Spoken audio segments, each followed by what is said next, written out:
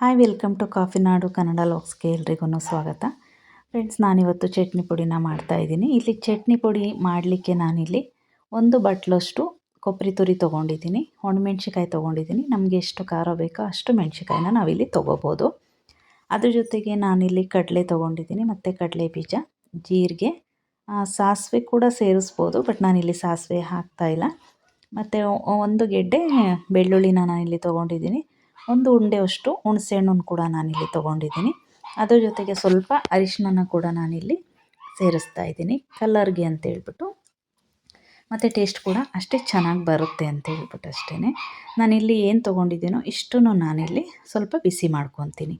ಇಲ್ಲಿ ನಾನು ಎಣ್ಣೆಯಲ್ಲೇನೂ ಬಿಸಿ ಮಾಡ್ಕೊತಾ ಇಲ್ಲ, ಹಾಗೆ ಬಿಸಿ ಮಾಡ್ಕೊತಾ ಇದ್ದೀನಿ.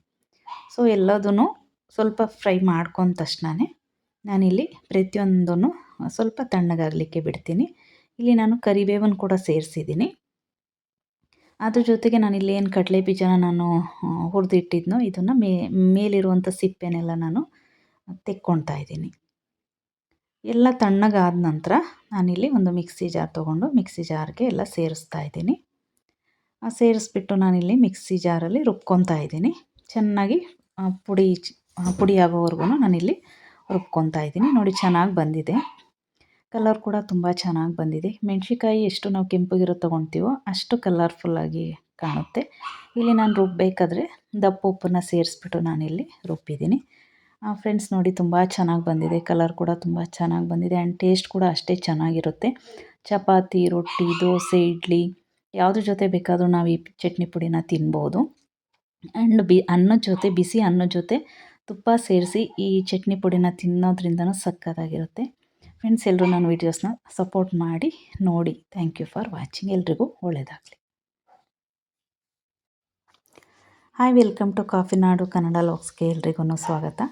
ಫ್ರೆಂಡ್ಸ್, ನಾನಿವತ್ತು ಚಟ್ನಿ ಪುಡಿನ ಮಾಡ್ತಾಯಿದ್ದೀನಿ. ಇಲ್ಲಿ ಚಟ್ನಿ ಪುಡಿ ಮಾಡಲಿಕ್ಕೆ ನಾನಿಲ್ಲಿ 1 ಬಟ್ಲಷ್ಟು ಕೊಬ್ಬರಿ ತುರಿ ತೊಗೊಂಡಿದ್ದೀನಿ, ಒಣಮೆಣ್ಸಿಕಾಯಿ ತೊಗೊಂಡಿದ್ದೀನಿ. ನಮಗೆ ಎಷ್ಟು ಖಾರ ಬೇಕೋ ಅಷ್ಟು ಮೆಣಸಿಕಾಯಿನ ನಾವಿಲ್ಲಿ ತೊಗೋಬೋದು. ಅದ್ರ ಜೊತೆಗೆ ನಾನಿಲ್ಲಿ ಕಡಲೆ ತೊಗೊಂಡಿದ್ದೀನಿ ಮತ್ತು ಕಡಲೆ ಬೀಜ, ಜೀರಿಗೆ, ಸಾಸಿವೆ ಕೂಡ ಸೇರಿಸ್ಬೋದು, ಬಟ್ ನಾನಿಲ್ಲಿ ಸಾಸಿವೆ ಹಾಕ್ತಾಯಿಲ್ಲ. ಮತ್ತು 1 ಗೆಡ್ಡೆ ಬೆಳ್ಳುಳ್ಳಿನ ನಾನಿಲ್ಲಿ ತೊಗೊಂಡಿದ್ದೀನಿ. 1 ಉಂಡೆಯಷ್ಟು ಹುಣಸೆಹಣ್ಣನ್ನು ಕೂಡ ನಾನಿಲ್ಲಿ ತೊಗೊಂಡಿದ್ದೀನಿ. ಅದ್ರ ಜೊತೆಗೆ ಸ್ವಲ್ಪ ಅರಿಶಿನ ಕೂಡ ನಾನಿಲ್ಲಿ ಸೇರಿಸ್ತಾ ಇದ್ದೀನಿ, ಕಲರ್ಗೆ ಅಂತೇಳ್ಬಿಟ್ಟು, ಮತ್ತು ಟೇಸ್ಟ್ ಕೂಡ ಅಷ್ಟೇ ಚೆನ್ನಾಗಿ ಬರುತ್ತೆ ಅಂತ ಹೇಳ್ಬಿಟ್ಟು ಅಷ್ಟೇ. ನಾನಿಲ್ಲಿ ಏನು ತೊಗೊಂಡಿದ್ದೀನೋ ಇಷ್ಟನ್ನು ನಾನಿಲ್ಲಿ ಸ್ವಲ್ಪ ಬಿಸಿ ಮಾಡ್ಕೊತೀನಿ. ಇಲ್ಲಿ ನಾನು ಎಣ್ಣೆಯಲ್ಲೇನೂ ಬಿಸಿ ಮಾಡ್ಕೊತಾ ಇಲ್ಲ, ಹಾಗೆ ಬಿಸಿ ಮಾಡ್ಕೊತಾ ಇದ್ದೀನಿ. ಸೊ ಎಲ್ಲದೂ ಸ್ವಲ್ಪ ಫ್ರೈ ಮಾಡ್ಕೊಂಡ ತಕ್ಷಣವೇ ನಾನಿಲ್ಲಿ ಪ್ರತಿಯೊಂದನ್ನು ಸ್ವಲ್ಪ ತಣ್ಣಗಾಗಲಿಕ್ಕೆ ಬಿಡ್ತೀನಿ. ಇಲ್ಲಿ ನಾನು ಕರಿಬೇವನ್ನು ಕೂಡ ಸೇರಿಸಿದ್ದೀನಿ. ಅದ್ರ ಜೊತೆಗೆ ನಾನಿಲ್ಲಿ ಏನು ಕಡಲೆ ಬೀಜನ ನಾನು ಹುರಿದಿಟ್ಟಿದ್ನೋ ಇದನ್ನು ಮೇಲಿರುವಂಥ ಸಿಪ್ಪೆನೆಲ್ಲ ನಾನು ತೆಕ್ಕೊಳ್ತಾ ಇದ್ದೀನಿ. ಎಲ್ಲ ತಣ್ಣಗಾದ ನಂತರ ನಾನಿಲ್ಲಿ ಒಂದು ಮಿಕ್ಸಿ ಜಾರ್ ತೊಗೊಂಡು ಮಿಕ್ಸಿ ಜಾರ್ಗೆ ಎಲ್ಲ ಸೇರಿಸ್ತಾ ಇದ್ದೀನಿ. ಸೇರಿಸ್ಬಿಟ್ಟು ನಾನಿಲ್ಲಿ ಮಿಕ್ಸಿ ಜಾರಲ್ಲಿ ರುಬ್ಕೊತಾ ಇದ್ದೀನಿ. ಚೆನ್ನಾಗಿ ಪುಡಿ ಆಗೋವರೆಗೂ ನಾನಿಲ್ಲಿ ರುಬ್ಕೊತಾ ಇದ್ದೀನಿ. ನೋಡಿ, ಚೆನ್ನಾಗಿ ಬಂದಿದೆ. ಕಲರ್ ಕೂಡ ತುಂಬ ಚೆನ್ನಾಗಿ ಬಂದಿದೆ. ಮೆಣಸಿಕಾಯಿ ಎಷ್ಟು ನಾವು ಕೆಂಪಗಿರೋ ತೊಗೊಳ್ತೀವೋ ಅಷ್ಟು ಕಲರ್ಫುಲ್ಲಾಗಿ ಕಾಣುತ್ತೆ. ಇಲ್ಲಿ ನಾನು ರುಬ್ಬಬೇಕಾದ್ರೆ ದಪ್ಪ ಉಪ್ಪನ್ನು ಸೇರಿಸ್ಬಿಟ್ಟು ನಾನಿಲ್ಲಿ ರುಬ್ಬಿದ್ದೀನಿ. ಫ್ರೆಂಡ್ಸ್, ನೋಡಿ ತುಂಬ ಚೆನ್ನಾಗಿ ಬಂದಿದೆ. ಕಲರ್ ಕೂಡ ತುಂಬ ಚೆನ್ನಾಗಿ ಬಂದಿದೆ ಆ್ಯಂಡ್ ಟೇಸ್ಟ್ ಕೂಡ ಅಷ್ಟೇ ಚೆನ್ನಾಗಿರುತ್ತೆ. ಚಪಾತಿ, ರೊಟ್ಟಿ, ದೋಸೆ, ಇಡ್ಲಿ ಯಾವುದ್ರ ಜೊತೆ ಬೇಕಾದರೂ ನಾವು ಈ ಚಟ್ನಿ ಪುಡಿನ ತಿನ್ಬೋದು.